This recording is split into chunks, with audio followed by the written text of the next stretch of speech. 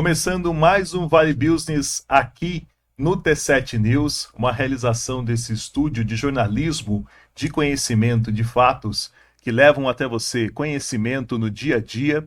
Agradecer também aqui a toda a equipe que faz o T7 News acontecer, Varejão, Nick, Soledade, enfim, todas as pessoas que fazem isso acontecer. Hoje nós recebemos um convidado internacional, uma pessoa muito especial, uma referência na automação industrial, diretamente dos Estados Unidos, o nosso amigo Tomás Spinelli. Tomás, grata satisfação em recebê-lo aqui. É uma emoção muito grande ter uma pessoa que tem um sucesso colecionado, um currículo invejável como o seu nos dias de hoje. Boa tarde. Boa tarde, eu que agradeço aí o convite e a oportunidade de estar aqui com vocês.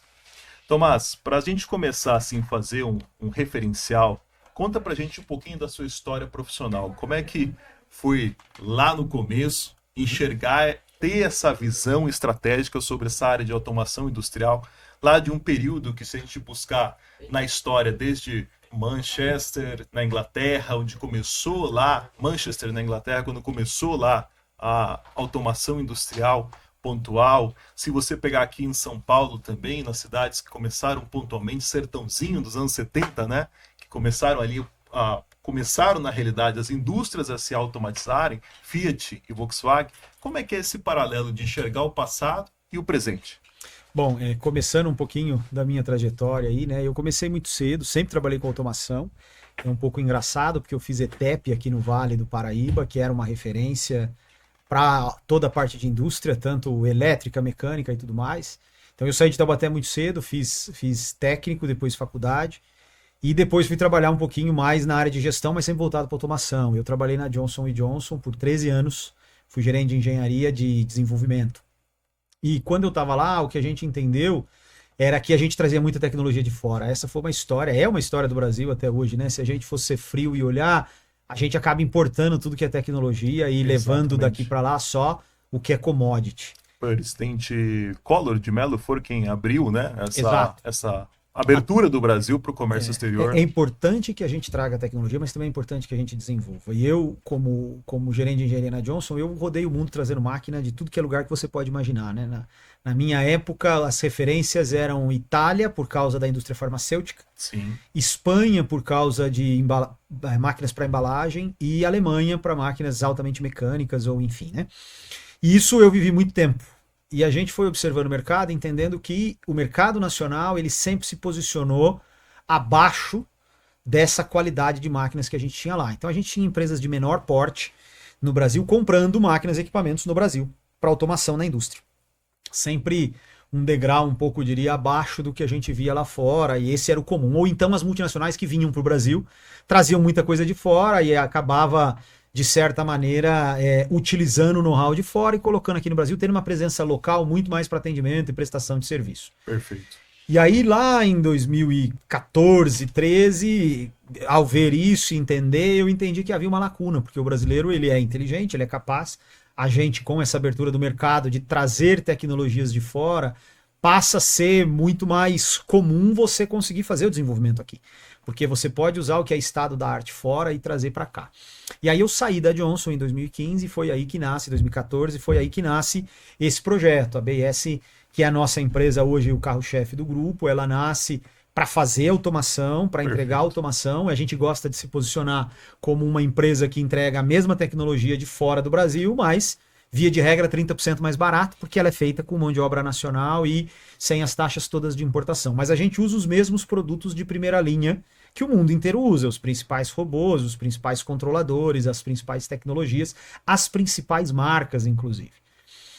Nesse meio do processo, eu fiz minha pós-graduação na USP em gestão de projetos, porque a gente tem uma certa deficiência do ponto de vista de gestão e de planejamento, isso é uma coisa quase que cultural, eu costumo dizer. Sim. Então eu fui buscar esse conhecimento, e aí nesse processo todo a gente entendeu que havia esse mercado, começamos a trabalhar, a BIS nasce desse desejo. A gente trabalha hoje para 95% dos nossos projetos são para empresas multinacionais de primeira linha que estão acostumadas a trazer equipamentos de fora. Não é incomum para nós ganharmos concorrências com empresas alemãs, com empresas holandesas, ou concorrências de muitos países do mundo que estavam acostumados a mandar as máquinas para o Brasil, exatamente porque a gente consegue entregar algo no mesmo nível, né? É uma coisa que é o nosso expoente do momento, é o robô da Boston Dynamics, Sim. o Spot. Inclusive, eu sou apaixonado pelo Spot, né? Pude conhecer numa feira aqui de empreendedorismo aqui no Vale do Paraíba, e você realmente brilha os olhos quando você vê a excelência da BS Solution, né? É. E a classe, o nível, a qualidade profissional que se entrega hoje. Então, essa sua visão dentro daquela empresa, ou seja, dentro da Johnson, te colecionou um panorama que você queria realmente investir em automação industrial, vendo que o Brasil tinha essa deficiência e enxergando uma solução. Então, foi empreendedor nesse momento. Exato, exato. Na verdade, o que eu entendi é uma junção de fatores. O primeiro de todos é que há um mercado. Isso é um fato inegável. A gente tem hoje um mercado estimado só para a área que a gente atua, que é a área que a gente chama de packaging automation, que depois que o produto está numa embalagem primária, dali para frente, tudo que acontece com aquele produto até ele está dentro do caminhão. Perfeito. Hoje a gente fala numa área de algo em torno de 3 bi de dólares de investimento na América Latina. Então é um momento ímpar E o para a Brasil que sofre tecnologia. tanto, né, em razão de navegação de cabotagem. Nossa indústria hoje ela é desenhada para os caminhões, né? Então é feita em modal de caminhão. Como é que você vê esse problema logístico hoje na sua área? Na verdade, a gente atua em inúmeros segmentos de bens de consumo, né?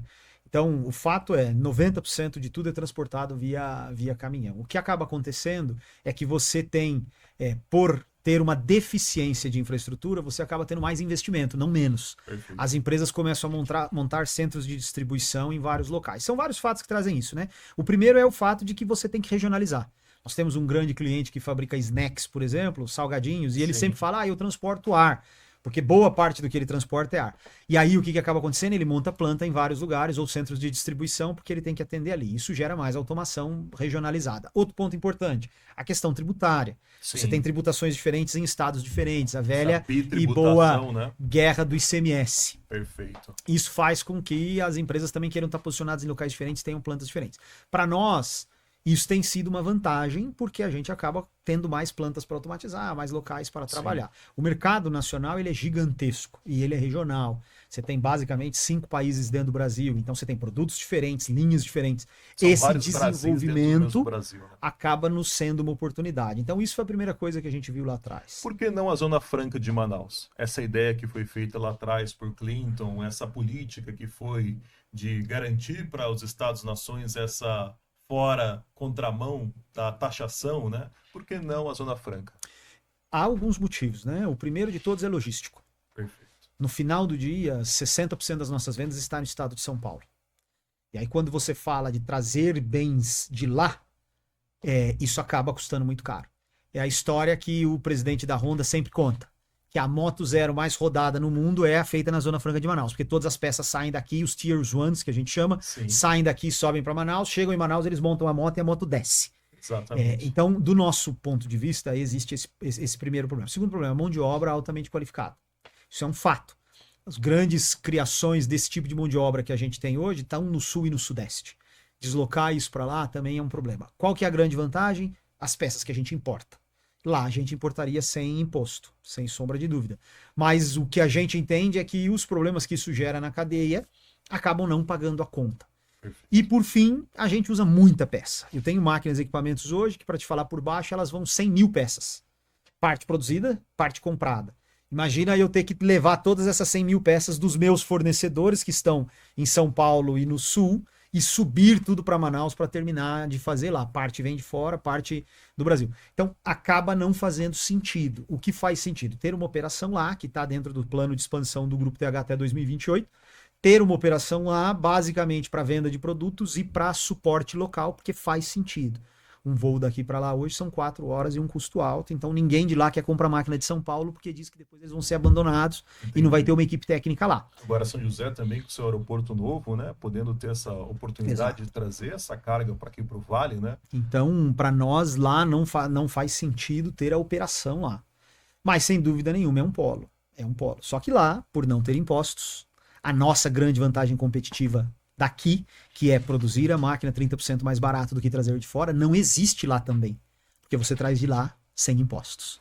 Aqui no estado de São Paulo existe algum incentivo do governo de São Paulo para a área de automação industrial? Na verdade, não existe incentivo direto. Existe um incentivo quase que indireto no ICMS. Existe uma portaria do ICMS que derruba a tributação para máquinas e equipamentos vendidas dentro do estado de São Paulo, de 12% para 8,8% se você vender como máquina e equipamento e não como partes. Essa é a única grande vantagem competitiva que nós temos. Não à toa, a gente tem perdido indústrias para vários lugares, né? Iniciou tudo um baita do movimento para Santa Catarina, agora estamos vendo um baita do movimento para o Paraguai. Sim. Isso é uma Uruguai dança de também, cadeiras, né? sim. Pessoas buscando muito o Uruguai. É que o Paraguai nós temos uma questão logística muito forte, né? O Paraguai está encostado na gente. Com a lei de maquilas, você não paga importação, você não paga imposto de exportação. Hoje as notícias falam que algo em torno de 300 empresas de Santa Catarina, indústrias, já se moveram. O primeiro polo que foi embora foi o têxtil. Sim. Ele praticamente mudou para o Paraguai. Me recordo até que o proprietário da Riachuelo, né, era um dos principais expoentes desse debate público, né, em questão da indústria têxtil, perder para essas empresas que vêm de fora, né? É isso aí. E esse é um movimento que está acontecendo. Agora a Camil acabou de anunciar que vai levar parte da produção de arroz para lá. Embora eles anunciem que é uma expansão de produção, efetivamente a gente perde na indústria nacional. Totalmente. Então isso é um movimento que vai acontecer. E te diria que o Paraguai, logisticamente, ele é muito melhor do que Manaus. E do ponto de vista burocrático e tributário, também. Porque hoje você tem fronteiras mais rápidas com a quantidade de tecnologia que nós temos. Nós temos operação na Argentina, por exemplo. Mandar carga daqui para lá hoje é muito fácil. E a via Argentina terrestre. mudou da água para o vinho, né? Exato. As mudanças, tanto na máquina pública quanto na filosofia, né, estrutural, o ESG, né, essa mudança governamental, totalmente alterou o posicionamento da Argentina, o que era antes, né, com o peronismo, e agora o que é hoje com o Milei. Te digo que a gente opera lá já há mais de 2 anos, é outro país. Quando a gente começou a operar lá, eu não conseguia importar, eu não conseguia trazer nada para a Argentina, simplesmente nada. Era um caos a importação. Via de regra, como que a gente fazia para importar? A gente se unia às câmaras de comércio ou de alguma indústria. Vou te dar um exemplo. A Câmara Automobilística. Então a gente pegava, ia para uma Ford e falava, olha, seu pedido tá parado aqui, junto com um monte de outras coisas, me ajuda a liberar. Daí dali um mês vinha uma liberação do governo, vinha aquela carga. Passava-se 3 meses, então a gente operava com alto nível de estoque. Sim. Tínhamos ali 1 milhão, 1,5 milhão de General euros em Motors estoque. também, né? E isso era o que fazia a gente conseguir importar. Hoje não. Hoje a importação ela é fluida, ela é rápida, os materiais chegam. O grande X da questão é que há uma conta a ser paga. Então o país encolheu. Em 25 foi o pior ano deles desde que o Milei assumiu. O país encolheu em produção, em PIB e tudo mais. Mas normal. Inflação em dólar.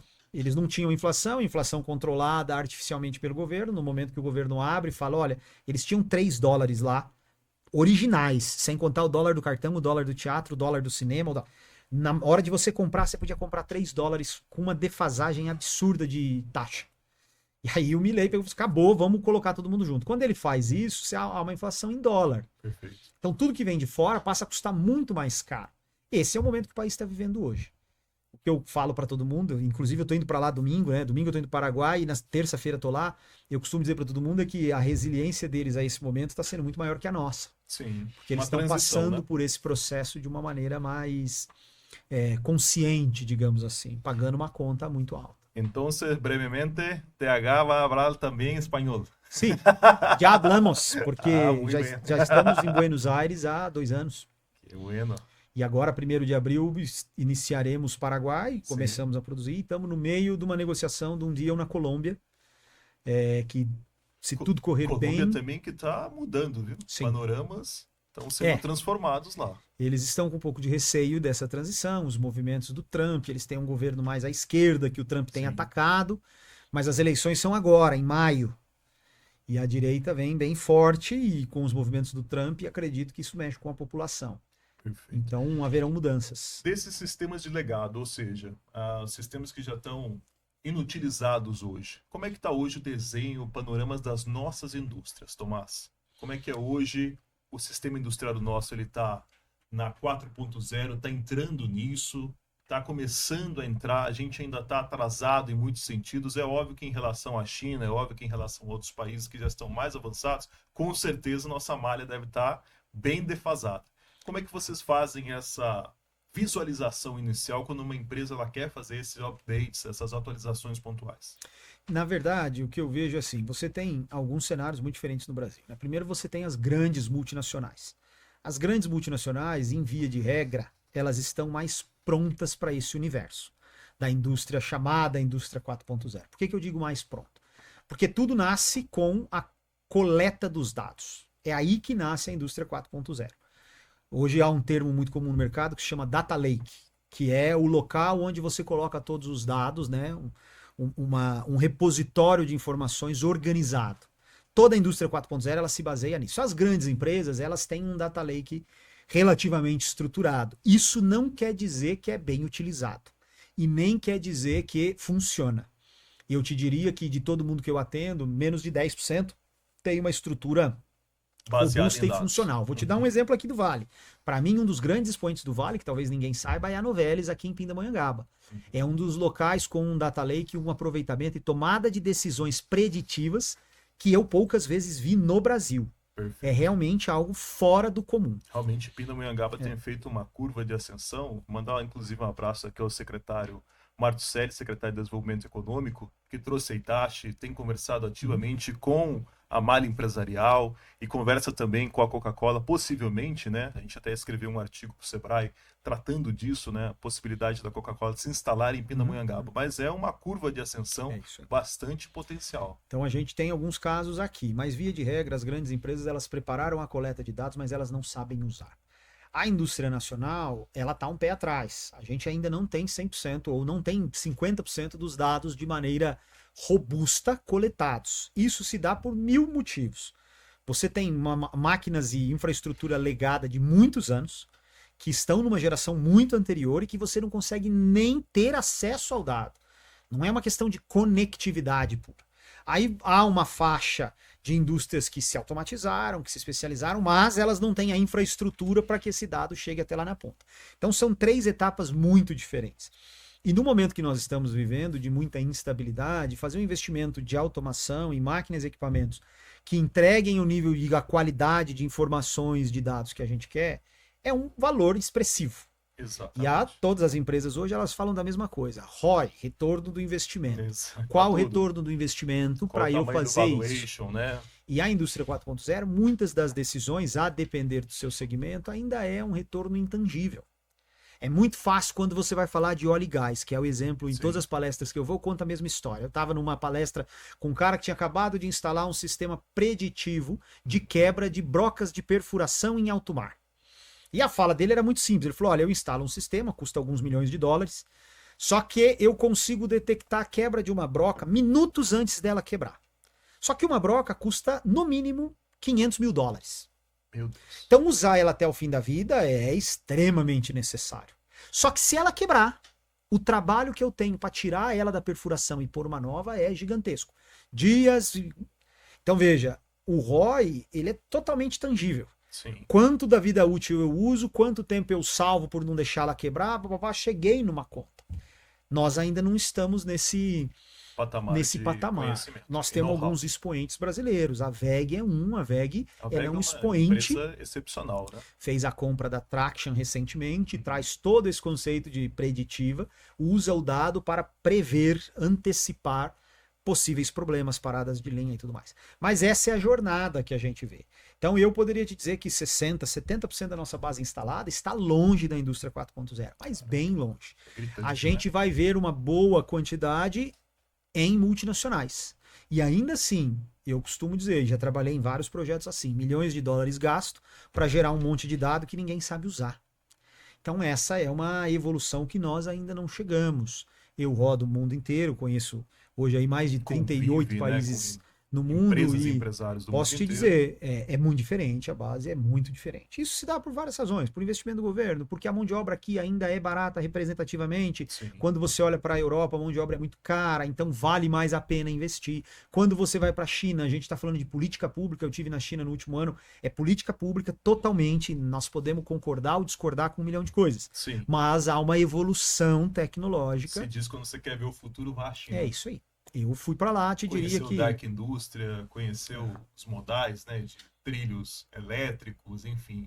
É uma, Toda é uma coisa de outro mundo. A gente não imagina que o quão avançado eles estão. Então, sem dúvida, há aí uma jornada muito longa. E nós vamos esbarrar sempre no mesmo motivo: falta dinheiro para fazer tudo isso. Pela sua visão, falando um pouquinho de China, a gente pega lá Deng Xiaoping, foi o presidente que fez essa mudança de formação, né, de pessoas pelo mundo, então comprou espaço em várias universidades globais, justamente para formar essa geração de valor para os próximos anos. Pela sua visão, hoje a nossa geração ela está desqualificada, ela não está preparada para isso que está vindo aí, inteligência artificial, enfim, está totalmente desqualificada, vai ter assim, uns 50 ou 100 anos para frente. Na verdade, eu não gosto muito da generalização, até porque na TH, por uma escolha nossa, a gente sempre gostou de trabalhar com multigerações. Nós começamos, como todo mundo, contratando gente muito jovem e fazemos o desenvolvimento das pessoas e acreditamos nisso. Em algum momento nós vimos uma falta senioridade aqui. O que nós fizemos? Fomos para o outro extremo, começamos a trazer muita gente 55 mais. Hoje há uma massa muito boa, com uma troca muito boa. A geração nova, ela tem mais velocidade, ela tem o entendimento da tecnologia, ele é mais natural. Eu tenho 3 filhos, eu vejo pelos meus filhos, é muito natural para eles tudo isso. Muito rápido, fast food, mas né? O grande X da questão que a gente entende e que a gente sente no mercado é que a resiliência ou o enfrentamento dos problemas, hoje ele é mais fraco. Até pela condição com que essa geração, com a condição de país que essa geração foi criada. Isso é uma mudança.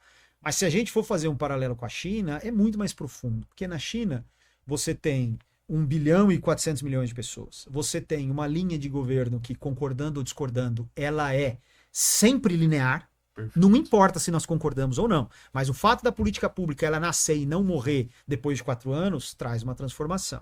Esse governo ele fez mais algumas coisas. Ele conseguiu unir o povo. Isso, para mim, é uma grande diferença. Você anda na China, eu fiquei lá 15 dias falando com as pessoas. Eu fui em Guangzhou, que eles chamam de indústria do mundo. Sim. Fui na feira mais famosa deles lá, que é na feira de... Puxa, me sumiu o nome, eu já me lembro. De Cantão. Sim. Fui em Pequim e fui em... Tem mais uma cidade. E conversando com eles, tem algumas coisas que chamam a atenção. Primeiro, eles tinham 50 dialetos. Hoje não tem mais. Os dialetos até existem, mas eles se comunicam em torno de uma coisa só. Se você fala para ele, você gosta ou não do governo, ele fala pra você, o mandarim, né? O mandarim, eles têm uma visão, você gosta ou não do governo? Claro que eu gosto, mas por que você gosta? Não, eu não vou falar mal porque eu não acho ruim, não importa muito por quê. Uhum. E eu também não estou aqui discutindo se é bom ou ruim. A minha fala é só o seguinte: quando você une todo mundo em prol de um objetivo único, que foi o que foi feito lá, há uma evolução. Numa das discussões, a gente falando sobre carro elétrico, eu fui para Pequim e fui para Xangai. Em Xangai, você tá andando na rua, aquele trânsito caótico, tipo São Paulo, e você tá ouvindo passarinho. Porque 98 ou 97, eu não me lembro o número exato, mas quase toda a frota é elétrica. Perfeito. E aí você vai fazer a discussão, mas por que é elétrica? E aí é uma visão de longo prazo. Eles entenderam que a indústria automotiva tinha um peso gigantesco no mundo, e entenderam que eles estavam muito longe da Alemanha, dos Estados Unidos. Eles nunca chegariam lá. E os países também tinham uma dependência muito grande com o PEP, né? Exato. Para você conseguir Só ter que, desenvolvimento. Se você como país começa nesse desenvolvimento, quantos anos vai levar para você alcançar os Estados Unidos? Uma vida. Perfeito. Agora, o carro elétrico não. Era algo agora, nascendo. Poxa, se nós formos expoentes dessa tecnologia, nós vamos liderar uma nova tecnologia. É o que aconteceu. Nós estamos vendo isso no Brasil, estamos vendo isso nos Estados Unidos. BYD, esses caras... As transformações também acontecendo muito pontual, né? Eles começaram com uma bateria de lítio, hoje já se fala em sódio, amanhã já se fala em outra tecnologia, enfim. E sempre buscando situações com terras raras, enfim. Você vê que realmente essas empresas, elas tiveram um boom exponencial muito nessa razão, nessas soluções. E numa visão de longo prazo. Essa é a grande diferença. São visões de longo prazo. Uma visão que vai durar 20 anos, 30 anos, 40 anos. No seu panorama, então, tem que ter uma visão de longo prazo. Não tenho dúvida. Política não é cíclica, ela é estável, ela tem estabilidade e isso nos garante, então, progresso. Para mim, eu acho que a política pública, ela é uma política pública. Ela não é uma política do partido A, B ou C. Ela não é uma política individual. Esse é o grande X da questão. Eu dou o exemplo para todo mundo. Eu fui muito para os Estados Unidos, agora estou fazendo mestrado no MIT. E isso é uma coisa que você vê. Você chega lá, você tem um prédio construído há 150 anos atrás, há 140 anos atrás, doado por não sei quem, feito por não sei quem. Isso demonstra a longevidade das tomadas de decisão.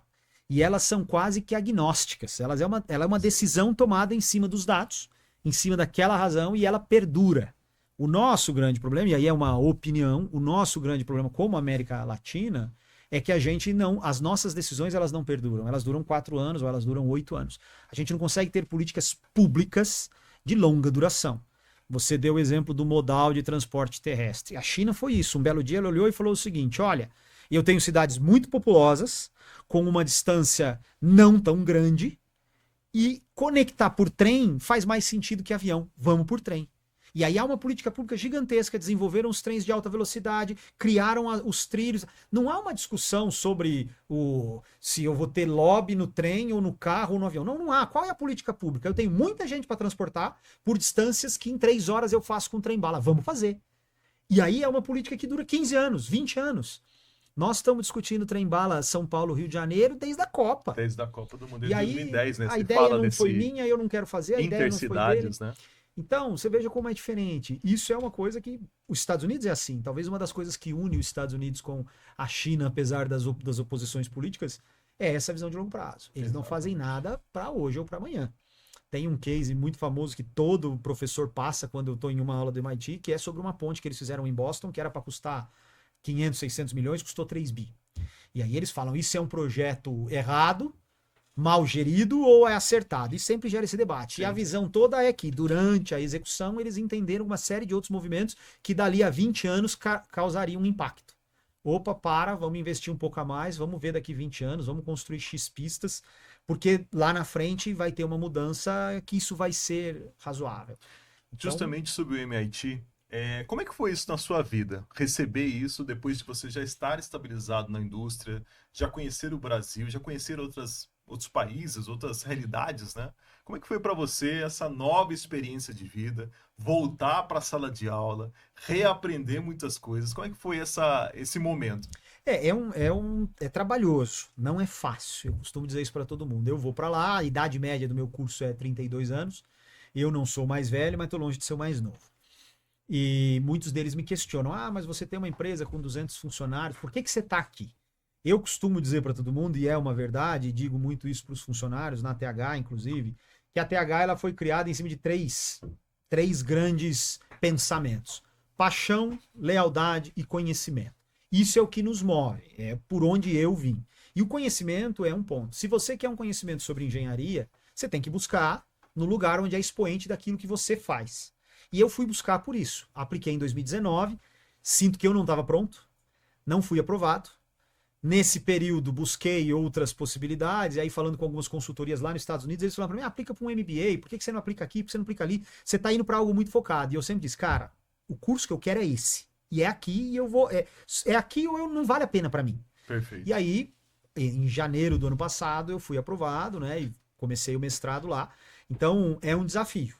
O que eu levo para todo mundo como principal, na minha primeira aula, o professor que hoje é meu orientador virou e falou na aula para os 60 alunos, falou: acostume-se a não ser a pessoa mais inteligente na sala. Isso é uma coisa muito interessante. Você está num lugar onde você tem especialistas pequenos gênios, do mundo inteiro. Só na essa. minha turma tem 40 países diferentes. Você já se perguntou qual foi a última vez que um brasileiro pisou naquela sala? No mestrado que eu estou fazendo, temos eu e mais um brasileiro, só que esse brasileiro mora nos Estados Unidos há 20 anos, Já trabalha tem uma na Chevron. lá. E eu não sei se um brasileiro se formou nesse mestrado, para ser honesto. Você vê que... Nós temos vários brasileiros no MIT, fazendo faculdade, Sim. eu os conheço, inclusive. No meu programa, que na verdade é uma junção entre a escola de engenharia e a escola de gestão, porque é um mestrado voltado para a gestão de engenharia de desenvolvimento, Sim. que é exatamente o que eu faço hoje na TH. Nesse mestrado eu não conheço outro brasileiro que tenha se formado. SDM Fellow, né? É. Uhum.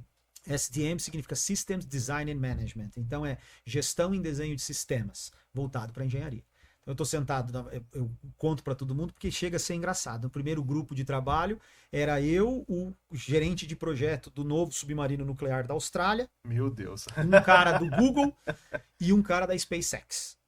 Um cara da Alphabet, Google e um da SpaceX, que é a que do manda Elon os, Musk. Exato. os foguetes Agora, pro... recentemente, esse meu grupo desse semestre, sou eu aqui do Brasil, um americano da Chevron, uma saudita da Saudi Aramco e um engenheiro da Meta, um gerente de engenharia da Meta. Meu Deus.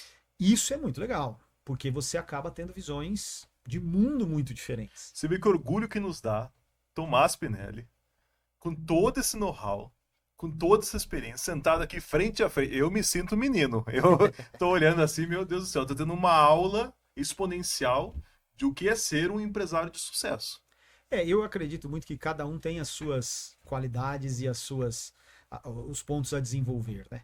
Eu fui para o caminho que eu sei fazer, que é fazer engenharia. Por isso MIT, por isso o curso que eu estou O que fazendo. te move, Tomás? Esses dias eu estava no carro voltando com 2 colegas de trabalho, né? Um sócio em uma outra empreitada. Dentro da TH nós temos uma divisão que chama TH Par e eu faço investimentos pontuais tecnológicos em empresas. Então tem uma empresa de manufatura de algum produto e o cara fala, eu quero automatizar, vamos entrar junto. Se eu acredito no negócio, Te a gente trazem a cesta ali e você E vai eu tô pontuando. com um É que só é Shark Tank.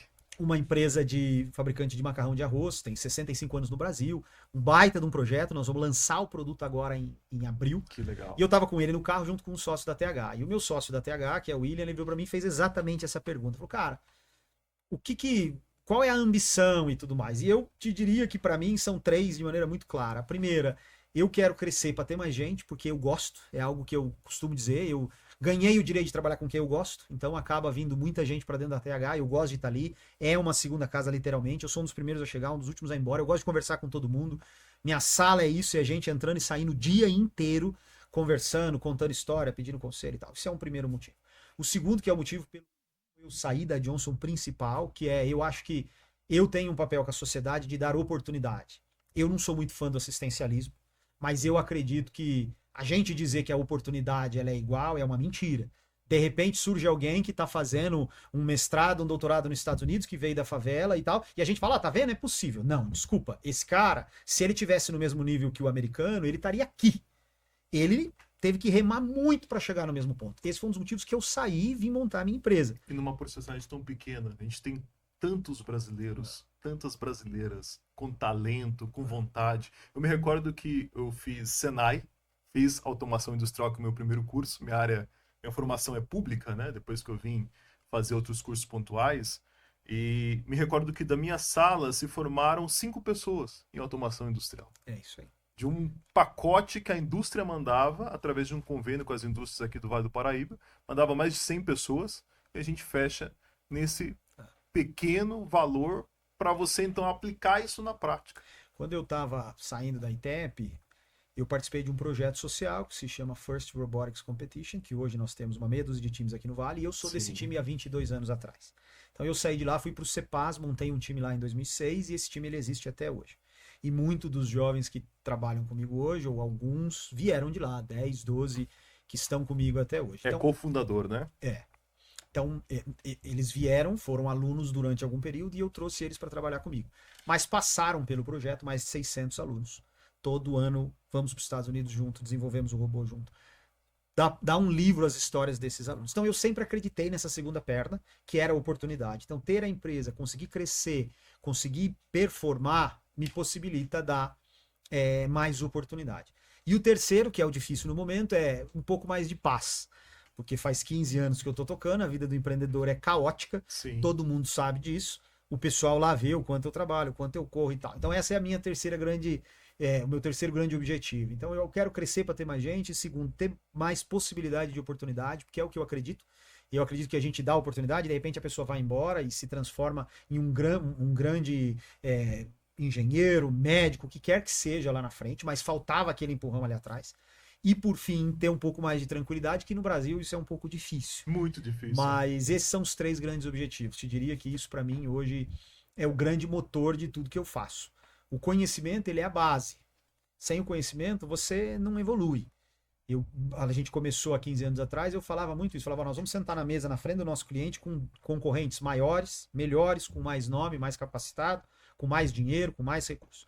Nós nunca vamos perder no conhecimento. Esse tem que ser o nosso objetivo. Perfeito. E isso se instalou ao longo da jornada nossa. Eu tenho muitos clientes hoje que às vezes lembram, né, eu desse perco o retrato. projeto, mas ele me contrata como consultor para gerenciar outra empresa que ele está contratando. Isso é comum, porque nós nos aprofundamos no conhecimento. O conhecimento é a base disso. Como é que era no começo? Quando você criou lá a ABS Solution, foi lá, apresentou, como é que você vendia o seu peixe? Como é que você entrava, você batia na porta lá da indústria, olha, eu tenho uma solução aqui em automação industrial voltado para esse sentido. Como é que era isso? Isso é a parte bonita. A parte verdadeira não é assim. A parte verdadeira é, eu saí da Johnson, nós começamos na construção civil, veio a Lava Jato, virou um caos e nós quebramos.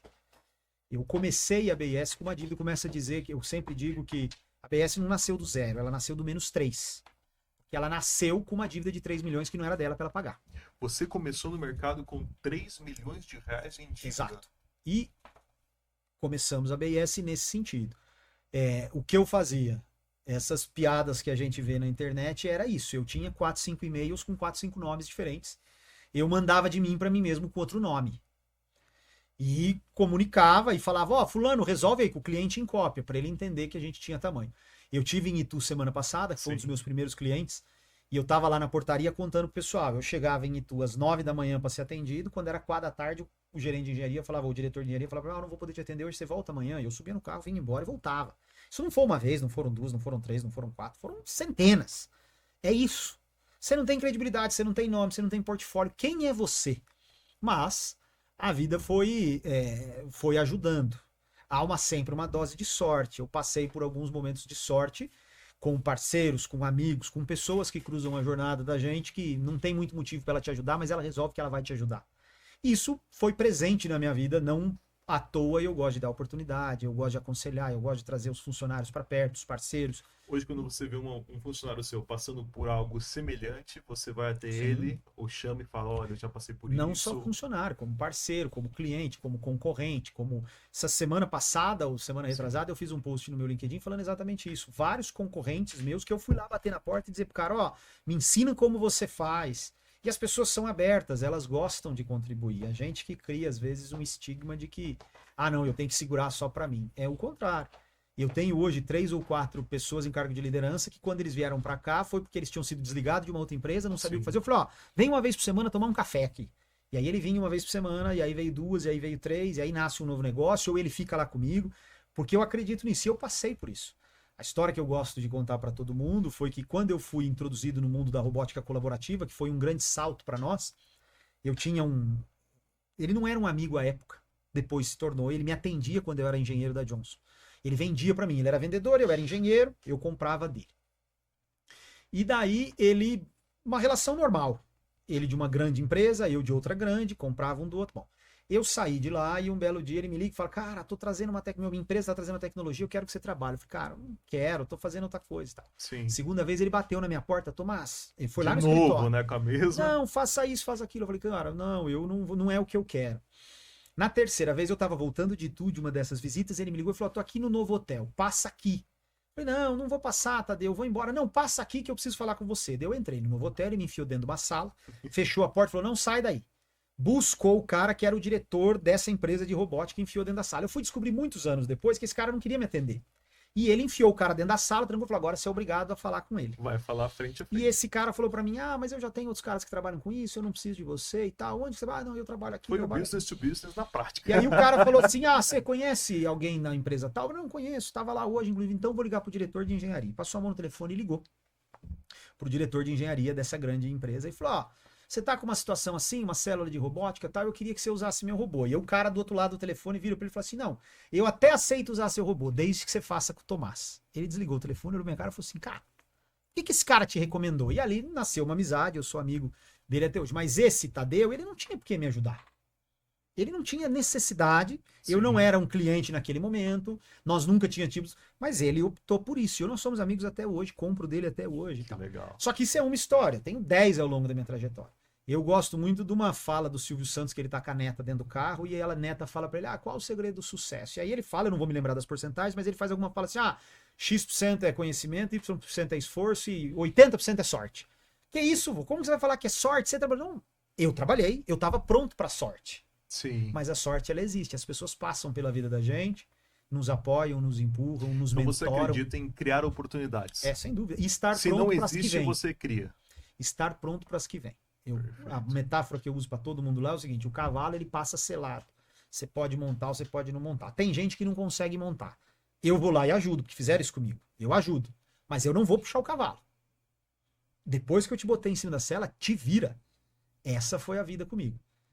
Inúmeras vezes. Não foi uma, não foi duas, não foi três. Você explicou para mim um pouquinho da vivência do seu pai em frente a esse começo dessa sua operação. Como é que foi ali, pai e filho? Ele te aconselhava, ele era mais durão, ele puxava a orelha?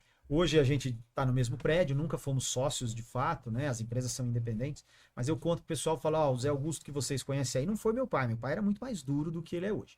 Mas um fato engraçado, que nem todo mundo sabe, esse ano passado, eu fiz uma reunião com 180 funcionários, falei, vou contar um pouquinho da nossa história em 5 minutos, porque muitos de vocês não sabem, e esse é um fato interessante. Por que nós viemos para Taubaté? A BS era em São José e a Valenge era em Taubaté. Meu pai estava aqui, eu estava lá. Além das dificuldades, falta de dinheiro, todos os problemas que a gente tinha, Sim. o grande motivo de eu ter vindo para Taubaté é que o empresário, ele é o cara mais solitário da face da terra. Você pode ter quem você quiser do seu lado, mas se faltar dinheiro para folha, o problema é teu. Se você tiver um problema com o cliente, se ele for cancelar um contrato, se ele for te multar, o problema é teu. As pessoas vão querer ajudar, vão estar junto, muitas são leais, mas no final do dia, é você. E eu vim para cá porque a minha relação com meu pai sempre foi essa. Ele foi empresário a vida inteira. Era sempre ele quem aconselhava. Então eu vim para cá para que a gente dividisse o espaço, porque nós tínhamos quase que diariamente uma troca. De eu sentar lá e falar, putz, está acontecendo isso. Ele, já vivi, faça isso, faça aquilo. E o contrário, tô apanhando aqui. Eu sempre fui mais de tecnologia, meu irmão também. Então essa troca, ela foi muito importante por muito tempo. Apesar de não sermos sócios. Mas essa troca, ela era importante. E ela era importante primeiro, porque ela trazia conhecimento, mas segundo, porque ele tinha uma fala que ele falou para mim a vida inteira. Meu pai foi sócio dos irmãos dele, hoje não é mais, mas foi sócio por muito tempo. E ele me falava sempre essa frase, falava, sentava nós 4, eram 5, depois viraram 4, sentava nós 4 na sala de reunião, os irmãos, quebrávamos o pau, tínhamos 1 milhão de discussões, mas tinha uma coisa que acontecia em toda reunião. Hora que acabava, saía todo mundo correndo para resolver os problemas. Perfeito. Isso era resiliência pura. Era o que a gente vivia. Que o problema mais gosta da solução, né? A gente sentava junto, debatia, enfim, por mais que a gente podia não fosse quebrar o pau sócio, ali, mas a gente sempre saiu com isso. E é isso uma coisa que eu levo bastante. Então a vinda para estar junto da Valenge, que já tem um nome no Vale, já era expoente no Vale, já era referência enquanto nós ainda estávamos começando, tinha muito mais isso. É mais difícil quando você tem esse legado já construído, você conseguir superá-lo? Ele hoje olha para você e fala, olha, o Tomás me superou em muitos aspectos, ou não teve essa conversa? Não temos e nunca vamos ter. É uma relação, eu costumo atribuir isso às duas avós, né? Minhas duas avós sempre foram muito de família. Sim. E a família era mais importante que tudo. Então nós não temos muito uma competição ou mesmo uma discussão. A nossa visão é muito tranquila quanto a isso, muito alinhada, cada um tem sua trajetória. Como eu fui para um segmento totalmente diferente do dele, também não há uma superação, uma concorrência ou mesmo uma sequência de um legado. Porque a Valente continua sendo dele, ele continua tocando, e a BS ela nasceu fora daqui, num segmento que ele não atua. Então nós não temos isso, tanto que hoje a minha ação na Valenge é muito pequena, tem o time dele, enfim, e eu toco a TH e as outras empresas que são mais indústria. Mas o que eu vejo muito mais fatos em comum. O fato de ser mais comerciante, o fato de que o conhecimento é a base, foi uma guerra do meu pai a vida inteira. Vocês têm que ser conhecedor, você tem que estudar, você tem que saber, mas a inteligência ela também te trai, porque você acha que você é muito bom e de repente a inteligência não é o suficiente. Isso eu te diria que é o grande legado que ele deixa, não só para mim, mas para todo mundo que passa lá, mesmo não sendo funcionários dele, estando nas outras empresas, acabam vivendo esse dia a dia, e essa é uma fala dele a vida inteira. Olha, estuda, conheça, vá atrás, lute, mas não deixe o conhecimento te trair, porque ele sozinho não é suficiente. Essa parte toda eu vivi na pele, porque convivi com meu pai a minha vida inteira, e depois, há 15 anos, a gente convive, vamos dizer, convivendo nos espaços. Compartilhamos as decisões, mas no final do dia as decisões dele são dele, as minhas são minhas, mas a gente compartilha as ideias, brigamos pra caramba, discutimos pra caramba, as visões são diferentes. Sim, eu sou mais arrojado, sou mais novo, ele acha uma loucura eu ir pra fora do Brasil, sim, existem inúmeras coisas, mas no final do dia essa sinergia ela é a que conta, ela traz o aprendizado ou uma vida de É o experiência seu dele pilar, né? e com um conhecimento mais moderno de tecnologias e tal, e um pouco mais empreendedor, que sou eu. E aí, no meio desse caminho, ele pega algumas coisas desse meu estilo e leva para Valência, eu pego várias coisas dele e trago para o grupo. Verdade, eu, ele e meu irmão, né? Meu irmão é muito mais intelectual, muito mais inteligente, muito mais estudioso. Mais nerd ali da Meu família. irmão, sei lá, vou dar um chute aqui, ele lê uns 60 livros por ano. Meu É Deus. isso. A história que eu conto para todo mundo é que certa vez ele mora em São José, atrás Sim. do Carrefour, e naquela onda de Ali no explosões, aquário, né? Aham. naquela onda de explosões de caixa eletrônico, explodiram o caixa eletrônico do Carrefour. Ele estava dentro do banheiro lendo.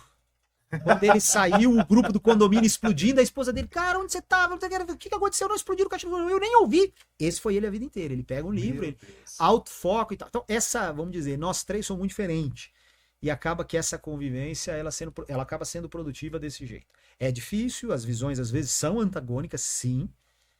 Não é fácil trabalhar em família, mas a gente vai achando o nosso modelo. A família ela vem antes, então você acaba cedendo, você acaba aceitando. A gente decidiu não unificar tudo muito por causa disso, porque haviam visões diferentes, momentos Sim. de vida diferentes e tal. E aí as escolhas vieram por esse caminho. Hoje a gente busca muito mais a sinergia nas decisões do que efetivamente uma decisão única. E isso é uma grande dificuldade. Eu tenho amigos e primos que foram da faculdade direto trabalhar com o pai. É muito mais difícil. Muito porque mais você está no difícil. legado dele, na área de conhecimento dele, Nos vícios nos dele vícios também. dele e no mando. É muito difícil. O pai, via de regra, ele não assume isso, mas ele não quer que o filho passe ele. Isso é uma coisa natural da vida. Você é ser humano, você também compete. Então, isso transforma-se às vezes em boas coisas e às vezes em coisas muito difíceis, né? Eu fiz a minha escolha exatamente por isso. Vida independente, outro caminho, outro conhecimento, outro estilo, outra área de atuação, mas com sinergias. E mais, ser empresário há uma série de coisas comuns a todos. Com certeza. E A aí disciplina essa é uma parte, delas, principalmente, né? Você essa é uma saber parte que a gente ser acaba regrado, compartilhando. né? Exatamente. Hoje, ali na sua visão holística, você tem ali as suas atividades relacionadas durante o seu dia. Como é que você elenca essas prioridades? Você elenca ela por valores, você elenca ela por contratos, você elenca ela por uma visão estratégica que vai te trazer benefícios futuramente. Como é que você elenca essas prioridades do seu dia a dia? Se eu contar a verdade, o pessoal que está lá hoje tudo me mata. Mas essa foi a verdade por muito tempo. Nós estamos num processo de profissionalização há 2 anos, muito grande. Então temos trocado pessoas, temos trazido pessoas do mercado, não coisa tá que eu fácil, não né? fazia. Não tá fácil. fácil. O mercado hoje está Então, com uma margem mas muito desqualificada, né? antigamente, ou há pouco tempo atrás, a prioridade eram sempre as pessoas. Então eu costumo dizer que parece visita Nossa Senhora à minha sala, é o dia inteiro. E eu sei dos problemas pessoais de todo mundo, familiares, dos desenvolvimentos, do caminho que as pessoas querem. Isso sempre foi uma prioridade. Por mais que seja automação industrial, Thomas Miller está dizendo aqui que a empresa dele é totalmente humanizada. Mas esse é um ponto. Só que chega um tamanho que você não consegue mais fazer isso. E é o que a gente está vivendo hoje. Sim. Então hoje eu te diria que eu passo a elencar, faz aí 6, 8 meses, muito mais pelas decisões que são estratégicas. Elas têm que vir em primeiro lugar. E as decisões estratégicas, ela acaba impactando muito mais as pessoas do que elas mesmas sabem. Às vezes você toma uma decisão que pode prejudicar o seu time. Você toma uma decisão que pode ajudar, que pode alavancar. Então hoje ela tem virado o topo. Além do mestrado, que me consome bastante. Ontem eu terminei a minha aula 9 da noite. Você faz um esforcinho ali quando estoura o orçamento. Você vê que aquilo ali vai tomar projeções maiores, vai te trazer um ônus, mas vai te trazer também um bônus. Até pouco tempo atrás, era eu nesta função. Hoje, há 6 meses, 8 meses, é um movimento que eu tento não ser mais, porque eu não posso estar tanto na execução. Hoje a gente está falando que a gente tem algo em torno de 70, 80 projetos acontecendo ao mesmo tempo, fora as atividades do dia a dia. Por exemplo, a Alto é uma distribuição. Nós temos 30 pessoas na rua fazendo venda o dia inteiro. Então tem uma operação rodando. Perfeito. Antes eu descia, eu era o cara que mais sabia dos projetos, mais sabia do cliente, mais sabia das demandas. Não dá mais. Então hoje há uma governança para isso. Dá uma coceirinha de vez em quando. Bastante. De olhar e falar, meu Deus, será que realmente eu estou sendo bem representado? Eu nem te diria bem representado. Tem uma frase do o Flávio Augusto, que ele diz o seguinte: quando eu deixo de fazer, eu deixo de ver valor em fazer aquilo que me trouxe até aqui, eu tô no caminho errado. O que me trouxe até aqui? Eu era o cara com o cliente. Passei Tete a tete ali. meu maior projeto nosso lá atrás, numa época que a gente faturava R$ 500 mil por ano, R$ 1 milhão por ano, eu fechei um projeto de 7 milhões. E o diretor de Começou engenharia... faturando 500 mil. 500, 800 mil Perto reais. disso. Agora dá um susto em mim. Mas fala assim, quanto que tá o faturamento Hoje em a gente está 2025? em torno de 100 milhões. Meu Deus. Eu tive um diretor à época Eu que eu sei que você sentei... foi no programa da Ana Maria Braga. Não vou entrar embaixo da mesa aqui. Mas faz muito tempo. É. Uns 30 quilos atrás que eu fui. Tomou café com a Ana Maria Braga. Tomei café com a Ana Maria Braga para falar de tecnologia. Mas você veja...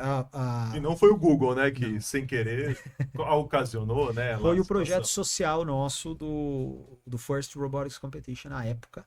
Nós fomos convidados a ir lá por causa do robô, no dia do inventor. Mas, enfim, hoje o que eu vejo muito é... Ontem a gente teve um caso desse que tivemos uma reunião bem pesada com o cliente e eu fico nesse questionamento. Será que eu estou fugindo do que eu fazia bem? E lá atrás, esse projeto grande que eu te falei era 6 milhões 950 mil reais. Eu terminei a reunião com o diretor de engenharia de uma multinacional que tem 60 plantas na América Latina. Ele levantou e falou para mim assim: eu não estou fechando com a ABS, estou fechando com você. Nós dois vamos entregar esse projeto. A trajetória foi em cima do Tomás por muito tempo.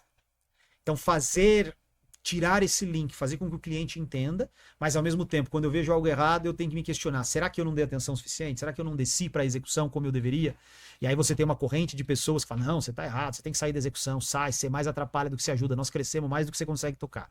E existe uma outra que fala, não, mas você está delargando e tal. E que incentiva esse personal branding, então, você tem que estar ali dando a cara a tapa, né? Isso aí, é uma linha tênue. O que acontece hoje, eu acabei de te dizer, eu estou subindo no avião domingo, desço no Paraguai no domingo, fico até terça, vou para Argentina, saio de lá na quarta noite, vou para Colômbia e volto para o Brasil.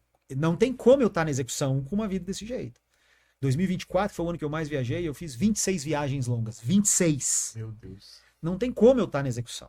Só que o cliente sente isso, às vezes tem o time folha sente ainda isso. no passaporte? Agora não cai ainda Abra mais. folha ainda no passaporte. Esses dias, eu até tô para fazer um post sobre isso, né? Os aplicativos, eles gostam de fazer a retrospectiva. Sim. Eu tenho um que controla as minhas viagens e ele trouxe lá para mim a retrospectiva de 25, mais a de todas as minhas viagens, né? E no total, com as milhas aéreas que eu tenho, eu consigo dar 38 voltas na Terra. Meu Deus. De tanto que eu já voei. Então, é interessante. Esse mas... podcast aqui é só milionário, só as maiores referências do estado de São Paulo. Então, é interessante. É uma vida corrida, é difícil. Há muita decisão que você não sabe tomar. Esses tempos atrás, uma funcionária entrou lá, eu estava discutindo alguma coisa com ela, não lembro o tema, e aí eu falei para ela, eu não sei, estou pensando, assim, mas você tem dúvida? Eu achei que você tinha certeza de tudo. As pessoas criam essa visão. E, cara, o que a gente tem de problema de dúvida, de decisões que a gente não sabe como tomar, e você fica processando para tomar, é o normal. É que às vezes você vai chegando num tamanho, ou as pessoas criam uma referência de que as decisões estão sempre tomadas, ou que você já sabe o que fazer, ou que você tem todos os dados. Não é verdade. Tem um iluminismo, né, que desce do céu e mais do que isso, hoje, quem conheceu a gente há 10 anos atrás e chegou e fala, não, mas agora tá tudo bem. Cara, não tá. Se eu erro a mão 3 vezes num ano, você vai pro espaço. Você vai ver na DRE futura lá. Não só na DRE, você quebra, porque você não tem margem, a margem não é 30%. Você não tem margem para sobreviver a 3, 4 erros no ano. Se você tiver um ano muito ruim, você quebra em um ano. Porque as obrigações tributárias, elas ficam, as trabalhistas, elas ficam. Você tem que entregar o projeto para o seu cliente. Cada vez mais o seu cliente é muito mais uma fábrica de advogado do que de engenheiro. Cada vez mais ele te compra baseado num contrato do que no conhecimento. Perfeito. Então os riscos, eles aumentam. A pressão sobre todo mundo aumenta. Então não existe segurança. Você está lá, hoje nós estamos bem, estamos produzindo, estamos com um número interessante, com um resultado bom, crescendo num momento bom. Isso é eterno? Não. Eu não posso te afirmar que em 27 vai ser assim, que em 28 vai ser assim. Se a gente errar, se você tropeçar, você aguenta um tropeço, 2. Você não aguenta 3, 4. Quantas vezes nós estamos vendo isso por aí? Perfeito. Isso é a coisa mais natural. Quantas empresas em RJ nós estamos vendo que você olhava como expoentes de alta gestão e tal? Eu acho que o cara é um incompetente? Nem um pouco, isso acontece. Hoje nós temos 2 expoentes grandes aí em RJ, que é a Polishop e que é a JR Diesel. João Polinário, eu tive a oportunidade de escrever vários artigos para a Polishop, né, o sistema e o conceito Omnichannel, né, desenvolvido por ele. E o Geraldo Rufino. Princípio, e Geraldo Rufino, que também era uma sumidade. Né? Te diria que ainda são. A recuperação judicial ou a empresa não estar em bom momento não são só decisões ruins. A gente costuma achar que não é. É difícil. Tem às vezes você toma uma decisão querendo acertar, ninguém toma decisão querendo errar. Podem haver erros, excessos e tal, podem. Aqui é o nosso caso é o mesmo, é o que eu costumo brigar com todo mundo. Ó, quem viveu lá atrás, às vezes olha para hoje e fala, poxa vida, agora nós estamos tranquilos, cara. Eu cheguei a trabalhar 30 horas ininterruptas dentro do 30 cliente. horas. Isso era... Vivemos isso dentro do cliente. O cliente nunca viu. Nós dormimos, eu e mais 3, nós dormimos dentro do grêmio do cliente sem ele ver. Porque isso é proibido por qualquer lei trabalhista da face da terra. É isso. A vida é exatamente isso. Não existe almoço grátis. Não é, ele foi lá, deu uma sorte. Não, eu dei sorte pra caramba. Dei sorte de ter pessoas boas, de ter pessoas leais, de ter parceiros bons, parceiros que olhavam e falavam, o Tomás não pagou, não vamos protestar porque é o Tomás. Ele tá sem dinheiro, mas ele vai pagar. Vivi isso, putz, uma centena de vezes. Sua credibilidade era maior do que a operação. Porque eu tava lá. Eu tava lá às 2 da manhã, eu tava lá às 3 da manhã. Isso fez a diferença por muito tempo. Nesse temporal 2026, esse período de soluções para a indústria, desse portfólio que hoje se apresenta, quais soluções, na sua visão, você teria para 2026, hoje a TH, para esses industriários que querem fazer uma expansão do seu negócio, que querem vivenciar esse momento, o que ele precisa buscar no mercado hoje em tecnologia e inovação? Eu hoje vejo que a base do que nós estamos vivendo hoje é uma questão muito mais relacionada à mão de obra. Todo mundo pensa que é uma redução de custo. Não é. Nós acabamos de fechar o maior projeto da nossa história aqui para Lorena e Passa Quatro, com um cliente grande, que ele falou para nós, não dá payback, mas eu fico com 3 a 4 linhas paradas todo dia porque falta mão de obra. Então, aí tá um ponto interessante. Mas a nossa cabeça, assim, Tomás, eu fico assim falando, pensando na mão de obra, a automação ela não é para isso, ela não vai te dar essa solução, ou nós estamos totalmente errados de pensar assim, de que a inteligência artificial, de que o robô ali, ele vai fazer ali aquele trabalho pontual, aquela atividade e suprimir essa vaga, ou não, estamos errados? Ela, em certa medida, ele vai suprimir essa vaga. O que não quer dizer que não existirão outras. Hoje, grande parte do motivo é que as vagas existem, a automação não dá payback, mas o cara põe a automação porque ele não tem gente para operar. Começa por aí. Uma vez que você pôs a automação, você gera uma demanda nova de alguém que conheça daquela automação, seja para manutenção, seja para engenharia e tudo mais. Uma coisa a mais que foi interessante do semestre passado com um dos professores no MIT de Roadmap Tecnológico, ele trouxe um fato que é muito interessante. O conhecimento do mundo absorvido pelas inteligências artificiais está em algo em torno ali de 93%, 95%. O que isso quer dizer? Mais 5%, todo o conhecimento do mundo foi absorvido pela IA. Mas ela não gera conhecimento. Ela gera através do cruzamento de dados pré-existentes. Nosso maior medo é a retroalimentação, né? Mas a retroalimentação tem teto. Ela se retroalimenta do dado que ela já tem. Ela não cria experiências. Ela não cria descobertas. As descobertas vão vir baseadas em pesquisas que nós fizemos e a alimentamos com dados. Ou seja, ela não tem criatividade. Ela não tem criatividade. Nós temos um teto. A máxima criatividade que ela tem é a básica e velha correlacionamento de dados. Então, não adianta a gente achar que ela vai ser a solução para tudo. Ela não vai. Existe muita coisa que nós vamos ter que criar. Existe muita coisa que vai ter que ser feita, daí ela é alimentada, ela vai aperfeiçoar, ou ela vai pegar aquilo que eu inventei agora, cruzar com algo e nasce um terceira... Sim, mas a quantidade de dados que ela já tem, já tá aí. A segunda coisa é que há uma expectativa de que a singularidade, que é basicamente o atingimento de processamento de maneira artificial da nossa capacidade do cérebro humano, ela vai ocorrer, hoje as previsões se falam em algo em torno de 2050. Então tá todo mundo falando, lá em 2050 eu vou ter computadores com poder de pensamento ou de criação do cérebro humano. Só que há um detalhe. Quando você olha isso com a relação de potência ou de consumo de energia necessária para nós, isso não acontece antes de 2300. Então, por mais que você tenha essa capacidade de processamento vai demandar uma energia tão grande que é inviável. E hoje é uma realidade. Você pega, por exemplo, as empresas que trabalham com inteligência artificial, para você fazer ela acontecer, você tem que ter água. Você Exatamente. Tem que ter lá os data centers trabalhando, e muitas vezes você tem lá water coolers, que são, né, do processamento, de arrefecimento, e todo esse processo. O Brasil também se desenha nesse inteirinho. Sim. Esse ano tem uma política pública voltada para os data centers, com certeza você deve também estar atualizado Sim. nesse sentido, para que realmente a gente consiga atualizar esses modais. É perigoso, lá no fundo, você ter um robô, você ter um humanoide, como é no caso o Spot, eles têm uma segurança que não permite que um cara lá da Conchichina hackeie esse robô e faça um ataque pontual? Eu te diria que sim, Ele tem a segurança. Existe essa cibersegurança? Cibersegurança para OT, que é o que a gente chama de Operations Technology, é algo latente hoje. Nós temos clientes que a gente faz isso para eles, inúmeros no Brasil. E não só do robô, sabe, Thomas? De tudo. Casa, carro, relógio. Veja, há a segurança. E existem dispositivos, softwares e conhecimento para a segurança. Todo mundo aplica? Não. Isso é um fato. As indústrias, cada vez mais, elas vêm aplicando, porque nós tivemos alguns casos de invasão que um vírus ou um ataque se transforma em algo físico. Então tivemos isso numa planta nuclear, acho que em Israel, Sim. num CLP específico que controlava a indústria. Isso já acontece. Os dispositivos, cada vez mais, eles vêm com segurança, eles vêm com dispositivos contra esse tipo de invasão. Não quer dizer que nós vamos estar 100% seguros. Eu acho que esse é um risco muito maior do que o risco de que a máquina aprende sozinho e se executa sozinho, e nós vivemos a época do Exterminador do Futuro.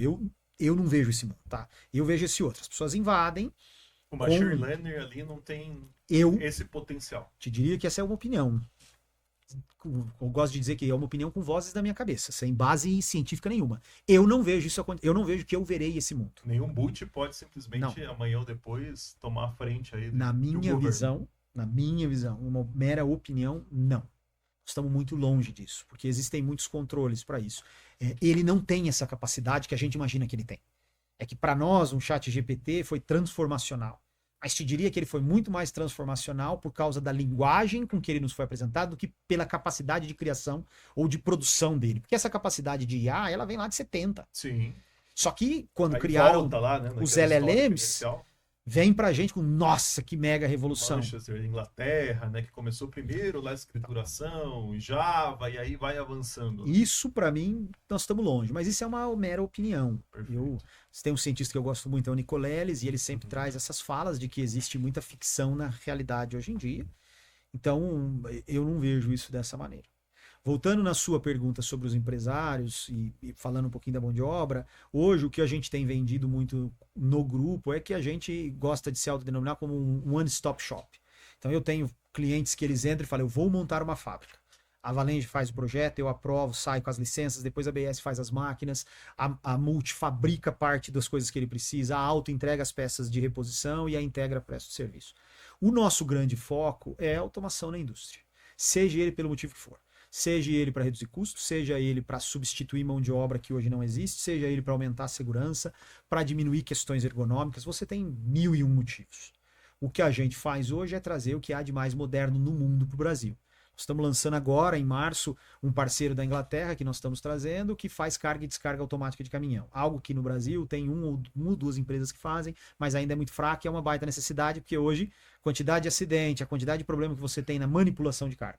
E nós estamos aumentando a quantidade de carga transportada por causa de Mercado Livre, Shopee, enfim. Que vai inundar a realidade de 2026 Exato. Total, né? Você tem as farmácias sendo transformadas, Mercado Livre ali Exato. vendendo até carro, né? É isso aí. Na última feira de automóveis que teve em São Paulo, nesse retorno desse feirão de automóveis, você viu lá carro sendo vendido para o Mercado Livre.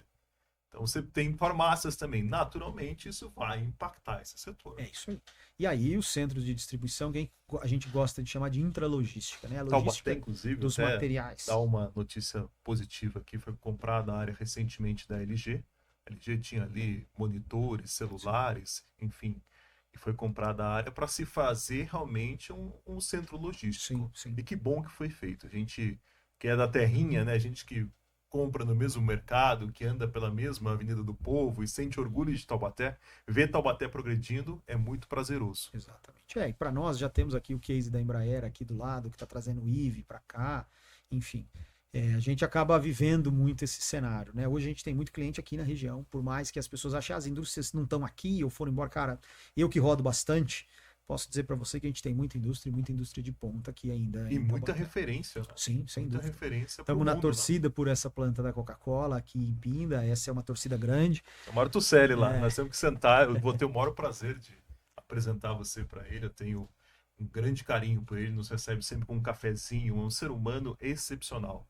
E com um legado e um exemplo na máquina pública de mais de 30 anos. Sim. Então passou pela Secretaria de Administração, agora a Secretaria de Desenvolvimento Econômico, que é uma pasta bastante importante, que conversa com o industriário, industriário também que precisa da mão de obra, que precisa muitas vezes fazer ali o seu entorno, Sim. é calçamento, é iluminação, é uma série de questões que o poder público precisa dar essa resposta, né? Esse ESG precisa estar ali presente, atuante, e é um grande ser humano. Então eu tenho o maior prazer de sentar, te apresentar soluções, e Pinda que está voando alto, o prefeito lá, Piorino, tanto o prefeito quanto o secretário estão fazendo um trabalho brilhante em Pindamonhangaba.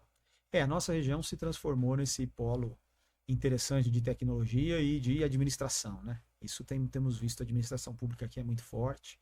A gente tem tido grandes cases aqui, é um dos grandes motivos da gente estar aqui também. Você me perguntou mais cedo sobre Manaus, tem mais essas dificuldades de você sair daqui. Aqui acaba sendo um polo de relacionamento, de pessoas com conhecimento. A gente costuma receber bastante prefeito lá por causa dos trabalhos da Valenge. Sim. E sempre Pelo todo spot, mundo... né? O spot é Exatamente, extremamente o spot. concorrido. Então, as pessoas têm opiniões, gostam do debate, eu gosto muito de aprender, então acaba que a região também acaba nos proporcionando Com isso. certeza. Eu nasci Isso no é Panamá, importante. vim para o Brasil com 4 anos, então fiz vários quilômetros aí até me estabelecer aqui em Taubaté e sou apaixonado pela região. Eu acho que a gente mora, primeiro, estrategicamente, segundo, a gente tem histórias e mais histórias colecionadas de exemplos de pessoas que deram e foram um sucesso nessas terras. Tomás, esse programa ele é voltado com histórias reais. Sua história é um caso de sucesso. Então, o surgimento desse programa foi muito em razão disso, de enxergar essa lacuna. Hoje os empresários estão muito mais importados ali com as contas a pagar, com as obrigações, mas muitos deles deixam seu legado, sua história de lado. Se hoje você pudesse ser uma palavra, falar uma palavra de incentivo e inspiração para quem está lá na ponta, esse sujeito que hoje precisa ouvir, qual seria essa mensagem sua? Eu acho que a gente falta um pouco de verdade. Há muito tempo atrás tinha um podcast que eu gostava muito e tinha um cara que falava o seguinte: esses empreendedores de palco. Isso acaba desvirtuando quem tá lá na ponta. Eu era o cara que tava lá na ponta e ouvi o cara falando de milhões, de banheira de gelo, de acordar às 5 da manhã, e nada daquilo era minha realidade, porque às 5 da manhã eu tava nem indo dormir. Porque o nosso problema era gigantesco. Então, o que eu sempre trago para todo mundo é o seguinte: a jornada não é fácil. Tô passando por um problema, tem uma dor aqui, tal. É o normal. Não é você que é ruim, não é você que é incompetente, não é porque não acontece. Acontece com todo mundo. Eu costumo dizer, cara, eu passei por muita coisa. Dá uns 3 livros. A fala que eu falo para todo mundo, eu sou um pouco acelerado, então eu digo, eu vivi 4 vidas em uma. Tudo isso é natural. Você vai dar errado, você vai dar certo. Vai ter gente que vai te sacanear, vai ter gente que vai te passar a perna, vai ter hora que vai faltar dinheiro, tudo isso é o normal. Não é uma sinalização de incompetência ou de que você não está no caminho certo, nem nada disso. Acontece que a sua jornada ela é a sua. Então, a resiliência é a diferença. Já diz meu pai, né? A diferença entre quem deu certo e quem deu errado não é quantas vezes você cai, mas sim quão rápido você levanta. E eu passei por algumas quedas ao longo. Várias pessoas falaram, por que você saiu da Johnson? Você ia estar como diretor, você ia estar com baita de um salário e tal. Para mim, não existia mais o outro caminho. Eu escolhi esse, é esse que eu vou viver. A minha vida vai ser pautada aqui. Então, a grande visão que eu trago é essa. Você vai levar rasteira, você vai dar errado, você vai errar, você vai pisar na bola, o cliente vai te demitir. Isso vai acontecer. Acontece com todo mundo. A história de empreendedor perfeito que roda a internet nos dias de hoje, ela é uma falácia. Ela não é verdade. Porque se o cara foi tão bom e deu tão certo, tão rápido, ele tinha um outro motivo por trás. Seja porque herdou, seja porque ele teve uma ideia de 1 em 1 milhão, que nós temos esses casos, ou porque o cara... Fight, né? É muito fora da curva. Tudo isso é verdade. Existem essas pessoas. Mas para as pessoas normais como nós, a vida é isso. Tem lombada, tem buraco, tem tropeção, tem as pessoas que te decepcionam, você briga com sócio, tudo isso faz parte. A minha grande diferença foi que quando eu quebrei lá atrás, eu costumo dizer isso para todo mundo, eu caí um dia. E me lembro, se eu fechar o olho, eu me lembro do dia, do momento, do que me aconteceu, da decisão que eu tomei. Parei na beira da Dutra, dentro do carro, liguei meu pai e falei, não aguento mais. Ele falou, filho, o negócio é o seguinte, é isso aí. As pessoas vão te sacanear, vão te jogar para trás. É a vida. Bola para frente. Um dia. No dia seguinte, eu subi no carro, fui para Itu, nesse cliente, falei, agora eu tô com automação, preciso de ajuda, preciso de uma oportunidade, me contrata como consultor, me paga X, eu preciso pagar os funcionários e tudo mais. Essa é a história real. A história de que deu certo, que é fácil, que é só você acordar, que existe uma forma. Acorda cedo, entra na banheira de gelo, corre e não sei o que, muda sua alimentação. E esquece. Nada disso é verdade. No início eu trabalhei, cheguei a trabalhar dias e mais dias, 30 horas sem parar. Era briga em casa, era sem ver os filhos. Tudo isso é o normal da vida. Não adianta a gente romantizar. Você ser empresário é isso. Você não sabe tudo. Tem um monte de coisa que você não sabe como fazer. O pessoal fala uma coisa pra você e é outra. Apanhei de tanta gente na vida, tomei tanta decisão errada, decisão contábil, fiscal, trabalhista, tudo que você pode imaginar. E aí você vai aprendendo.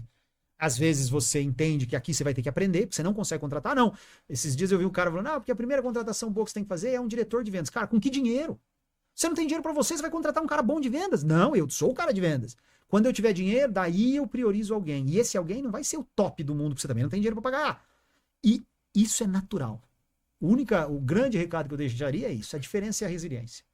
A sua estrada é sua, a sua trajetória é sua, as suas dificuldades são suas. Não se compare, porque não vai ser igual.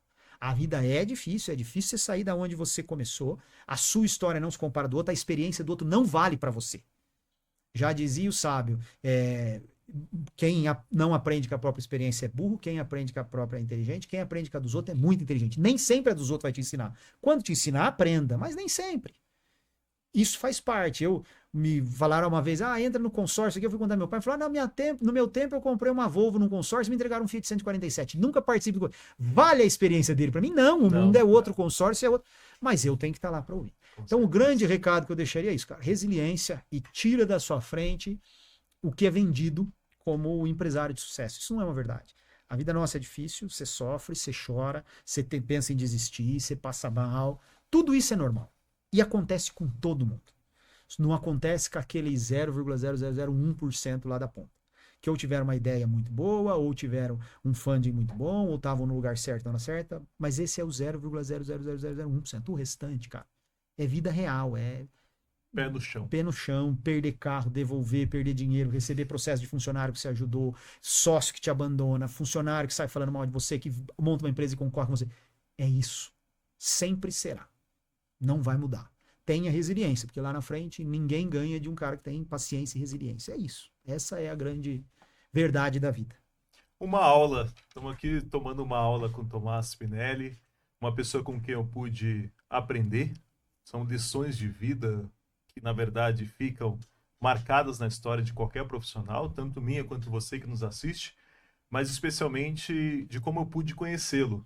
Eu estava na feira de empreendedorismo, uma feira aqui que foi realizada em São José dos Campos, e ao final da feira foi feita uma dinâmica, né, para investimento em empresas, né, empresas ali que participaram de um processo discricionário, e eu olhava o Tomás Spinelli e ficava olhando assim, falando, meu Deus do céu, eu quero ser aquele empresário, eu quero ter aquela referência.